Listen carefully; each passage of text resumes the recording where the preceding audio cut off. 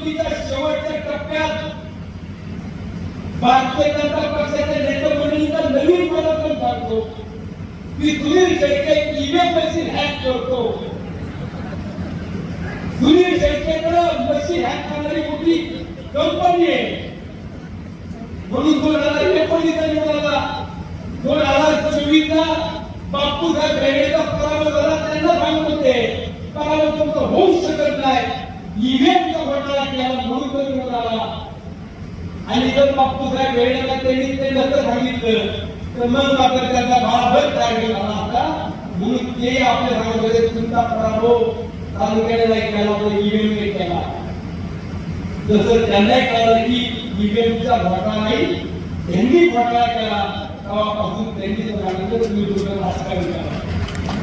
नगरपालिकेच्या निवडणुकीला परत हळू घालायचं ईव्हीएमचा घोटाळा नाही वाटत पण काय सांगता येत नाही. आता पंचायत समिती जिल्हा परिषदेला या बाबांनी काय करावं.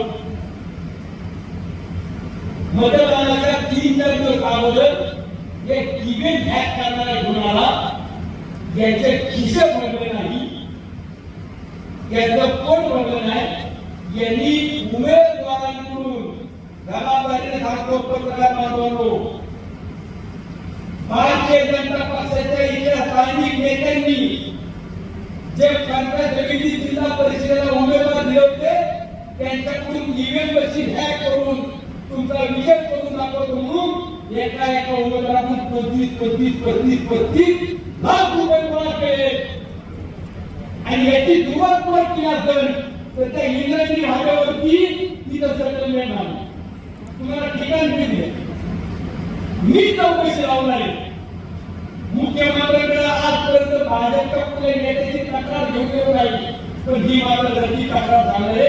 साहेब भाजपच्या मावळातले नेते सांगतात आम्ही ईव्हीएम मशीन हॅक करून देऊ आणि तुमचा विजय करू. यांनी 25 लाख रुपये एका उमेदवाराकडून वसूल केल्या. यांची चौकशी लावा, याची चौकशी लावा. हे म्हणजे